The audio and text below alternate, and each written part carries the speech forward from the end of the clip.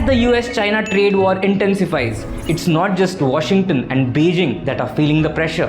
Countries around the world are carefully navigating the economic storm, often opting for a smart, balanced approach. Take Switzerland for instance. In a clever two-pronged strategy, the Swiss president was in Washington advocating against new tariffs, while the foreign minister was in Beijing strengthening economic relations.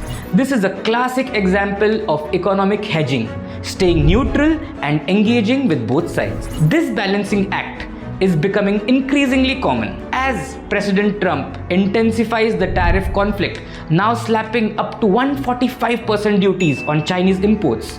America's traditional allies are growing more uneasy. On the other hand, China is positioning itself as a stable, reliable partner for countries caught in the crossfire. Across Southeast Asia, nations like Vietnam, Malaysia, and Cambodia are expanding ties with China, not out of allegiance, but because it's economically necessary.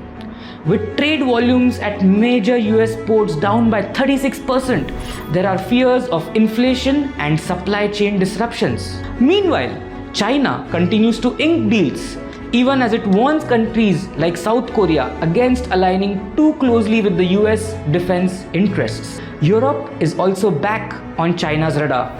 Beijing is working to lift sanctions and revive stalled trade agreements, inviting European leaders to unite against US protectionism and defend multilateralism.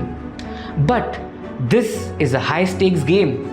Most countries rely on China for their supply chains and the US for market access.